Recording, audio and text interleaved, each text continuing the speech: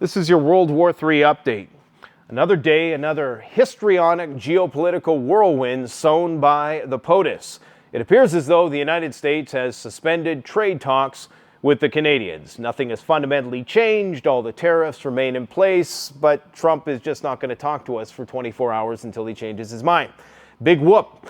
Okay, so we need to talk about what's going on in the broader world of things. Venezuela is about to get lit up so that they can install the puppet government who was conferred the title of Nobel Peace Prize winner by the moralistic adjudicator that is Norway. For some reason, they're the ones who get to determine who is the beacon of morality and virtue in the world.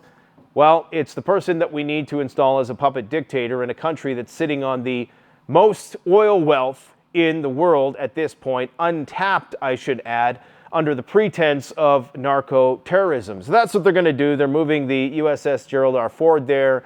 They're going to go and, with impunity, extrajudiciously murder a bunch of people for oil under the guise of wanting to liberate people. I mean, the same old shit. You know, I mean, this is just textbook Pax Americana stuff.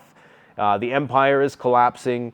It's all grinding to a halt at this point in time, and basically it's just a great time for you as a thinking, critical-minded individual to read the room and understand that nobody is going to give you direction on what you should do. You need to utilize your own decision-making process in order to position yourself accordingly and strategically relocate where you need to be for when this whole thing goes tits up, okay? So there's a lot of talk, obviously, about the Tomahawk missiles. Putin had a very stern demeanor when giving the staged press conference, because every press conference that Putin gives is staged.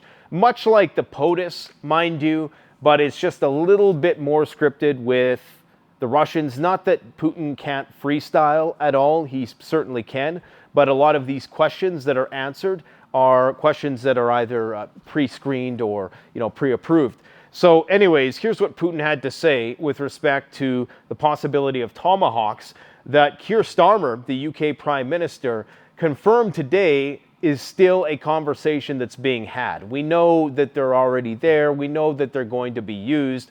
All of this is stalling tactics. The positioning in Venezuela, if you ask me, is a part of a much broader geopolitical strategy. It's not just about oil. It's about interdicting the Chinese relationship with South America, as well as the Russians, possibly forestalling another Cuban Missile Crisis 2.0 that could have been on the horizon. There's a lot more to this than run-of-the-mill narco-terrorists. The CIA were the ones who ran the drugs in the first place. These people don't give a rip about people dying of overdoses, but they will virtue signal if it means making a lot of money for the military-industrial complex and taking over and exacting their power on other people's countries. In that case, and oh yeah, they'll save all the children. Now, they're not even saving their own children in their own cities. They don't give a rat's ass, but sooner or later, people will recognize that when we reach that point of fatal peril where it's undeniable. And that's not too far off into the future as they waste the rest of your money building ballrooms instead of high-speed rail. Putin said, if such weapon, long-range missiles, are used to strike Russian territory, the response will be extremely serious, if not staggering. This is a very powerful adjective for Putin to use. Typically, he is more reserved in such statements. They would be wise to consider that carefully, he claims. Let them think about it, he says. Also stressed dialogue is preferable to war, even as he warned of an overwhelming response. So this is when we start to see the facade start to melt away. This performative diplomacy that both Trump and Putin are engaged in, because it serves the interest of both sides until the shit hits the fan, right? Putin gets to keep the door of diplomacy open and also assuage his own base who's concerned about escalation with the United States. He also gets to look magnanimous on the global stage because of course, he is the one who's not acting like a petulant child who frequently just crashes out on Twitter and just on a whim makes very impulsive decisions. And so, but for Trump, it's also a way of postponing Day X. It's a way of postponing greater involvement in the conflict while continuing to put pressure on the Russians and showing that he's doing something. All the while, continuing to covertly move more weapon systems into place that will be used to escalate the war with more offensive involvement of the United States. So that's what's going down on that front. I mean, let's talk about what Medvedev had to say. And this is very important because Medvedev's most recent tweet that was tweet, is it because it's Halloween coming? His most recent tweet, and we got to find another word for him, Xing? I don't know.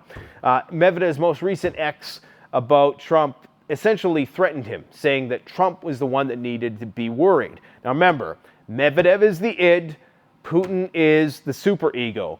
Somewhere in between the ego, which is the Kremlin, that is where foreign policy is crafted. So you have to take what Medvedev is about to say, what I'm about to tell you, and what Putin just said, blend those things together, and that's what the Russians really think. So here's what Medvedev had to say. The U.S. is now at war with Russia.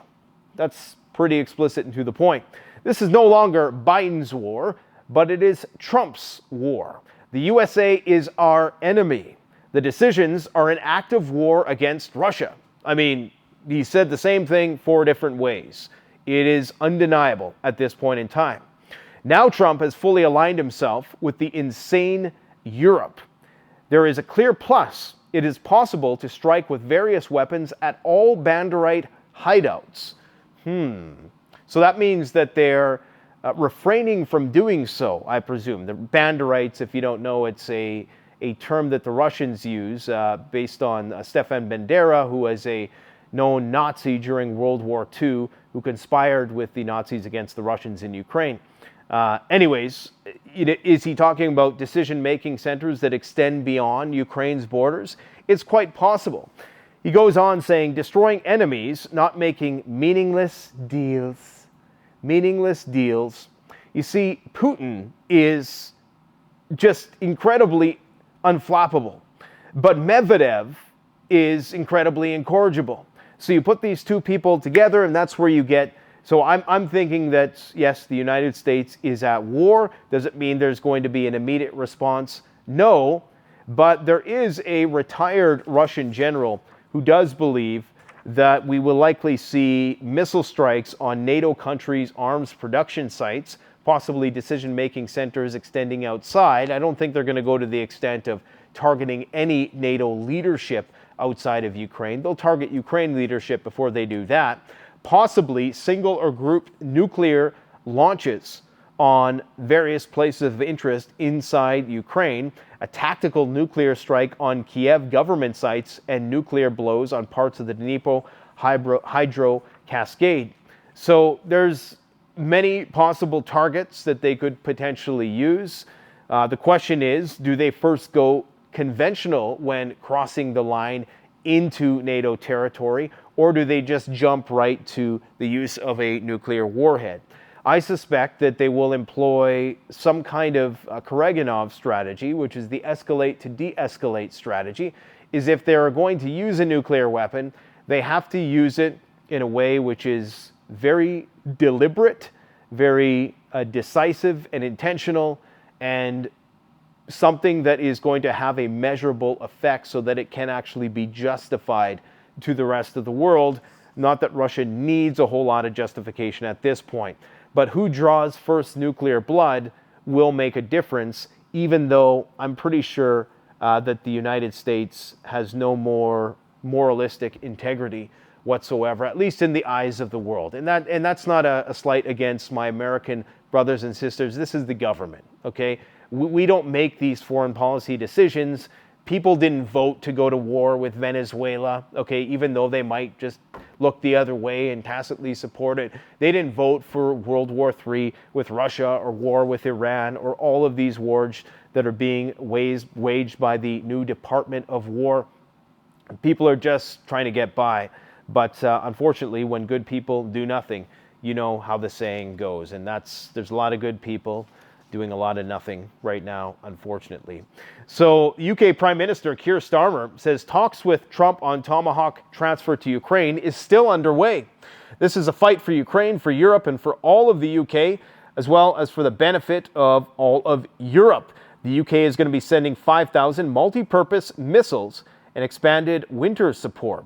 In addition to that, I believe the French are going to be sending Mirage 2000 5F fighter jets, as well as SAMP-T AAMs, and Romania is sending multiple F-16 squadrons.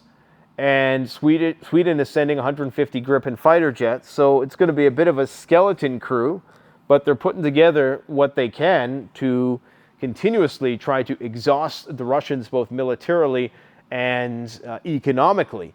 Some people claim that that is impossible, but everything has its limit.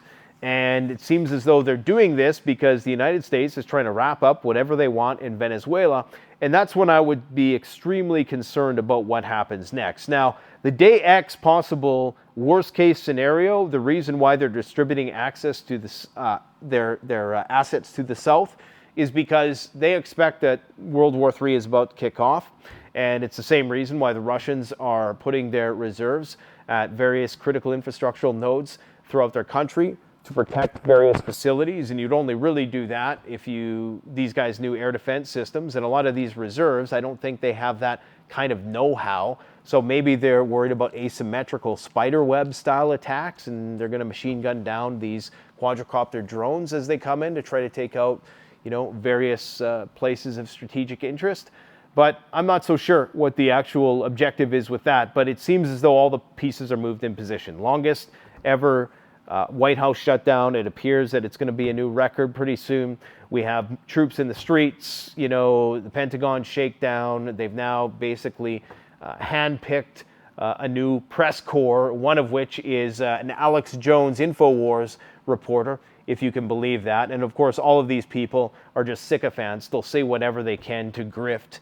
And, from Laura Loomer on down to, who knows, Tim Pool and all of these wackos.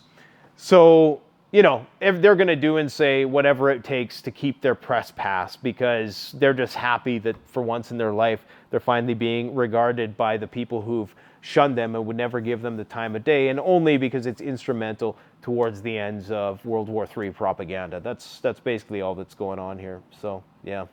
What else is there really to say? Air balloons have been flying into Lithuanian airspace recently, and they've had to close down several airports this month due to unauthorized balloons. Now, they're saying these are cigarettes, illegal cigarettes being flown in from Belarus.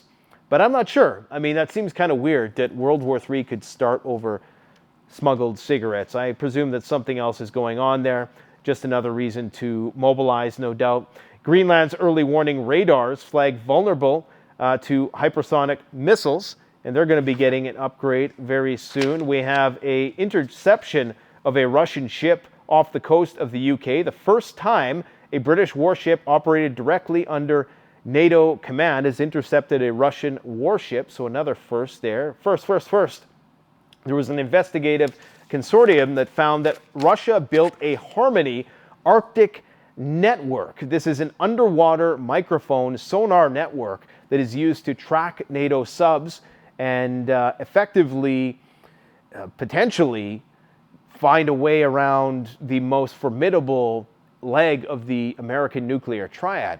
If you have all these sensors in the ocean that can effectively track where submarines are going or where they are at any given time, well, when day X comes, that means that you could potentially know their general location. And I almost suspect that these Poseidon nuclear missiles that they claim have a upper limit tonnage of, 200 megatons. And I think each submarine can carry 6 of these things. I think these are for the purpose of hunting submarines. I don't think they're for generating, massive tsunamis off the coast of wherever. I think they're for hunting submarines. Because imagine the underwater blast radius of something like that. And if you had that in combination with these these sensors, then that's a potentially successful strike. And I believe they're also working on nuclear-powered underwater, submersibles that could potentially have a nuclear capability, much like the Burevestnik nuclear-powered cruise missile that is still in development. I talked about what's going on in Venezuela. In addition to the USS Gerald R. Ford going to Southcom, they're also sending destroyers and nuclear submarines. And U.S. troops are being stationed in Trinidad and Tobago for a 5-day exercise. I mean, give me a break. There are no military exercises, only World War III disguises.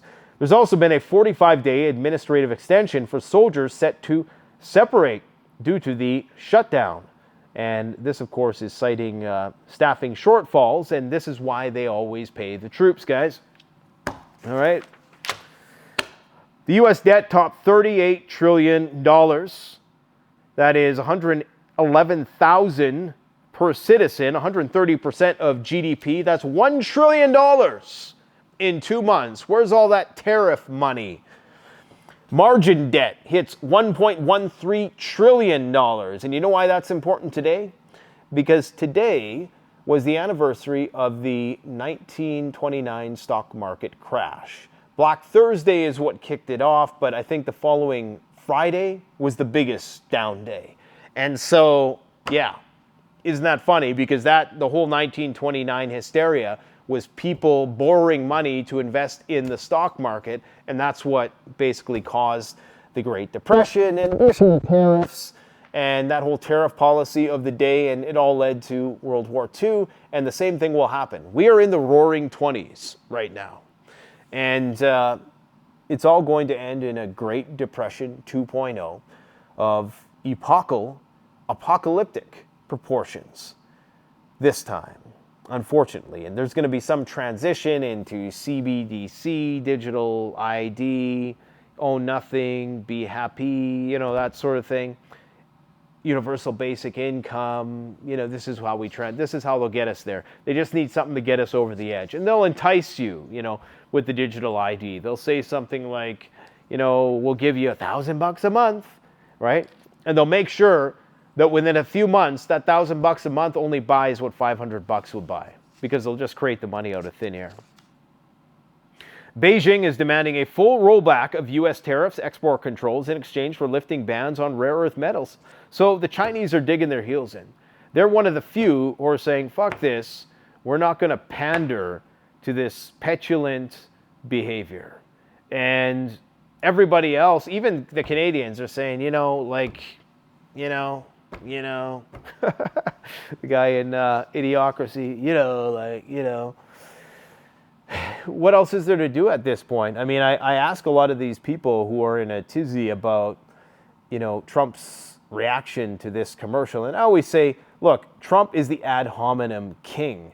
If you can't disrespect people in the way that he does all day and take a little bit of it back, something's wrong, okay? I mean, this is epic level Karen to throw a histrionic fit because somebody played an ad of a Ronald Reagan clip. Was it slightly curated? Yes, but if you go and you watch the Ronald Reagan clip in its entirety, it makes perfect sense. Tariffs are communism. Now you have people saying, you know what? We need to regulate the media in the United States. We need the government to regulate the media so Canadians can't run ads during the World Series, right? Well, hey, I guess, what do they say? What did Chris Rock always say? He says, the people you hate will end up in your family. And it just so happens that the most, what's the word I'm looking for? The most McCarthyist party is just so happens to be the one bringing in all the communistic policies. Look, if you can't compete, like the whole argument is Canada is not buying enough stuff from the United States. I would love to buy. In fact, I do buy a lot of stuff from the United States. Unfortunately, not a lot of it's made there, right? It's white labeled there. But there's just not enough stuff to buy at competitive rates. You need some comparative advantage for one country to want to buy stuff from you. Because we are a predominantly natural resource generating economy here in Canada, we sell you guys raw materials, and you sell us Silicon Valley, tech, Hollywood, all that good stuff, right? Music. But not a lot of actual products come from the United States. Now, that's perhaps a little bit of an overstatement, but there are a lot of things, and some industry is coming back, but you have to make it competitive. You can't give your own companies an unfair advantage, because then what you're doing is you're disincentivizing them from innovating. And that's exactly what Reagan said in that 5-minute speech, which is an epic speech. You got to go and watch it. Now, there was one qualifier in there, and the part that all of the mega crowd is referring to is a part where he says, well, Japan wasn't fulfilling their end of the deal. But he then goes on for like 3 minutes talking about how tariffs are the enemy of just innovation, because it's just communism, but it's international. It's communism as it pertains to your foreign policy. And then wanting to put the military in the streets at every turn, right? Defying the state's interests, even if you don't agree with what's going on in California, right? You know, I mean, there's all kinds of hypocrisy going on here. I mean, you can see it from a mile away. But this is why I say they're all part of the same system. It doesn't matter if you go far enough right, you're going to, you know, there's an old saying by Isaac Brock, the universe is shaped exactly like the earth. If you go straight long enough, you'll end up where you were. And the same thing is true with the political spectrum. You go right far enough, you'll end up in communism. You go left far enough, you'll end up with, there's big debate, totalitarianism, fascism, okay? So that's just, what else is going on here? Hezbollah, the war there is still going on. They're still bombing Gaza. They're bombing Hezbollah every other day. You know, shit's going to hit the fan. Yep. On that note, I'm going to wrap this up. I got stuff to do. Thanks for watching.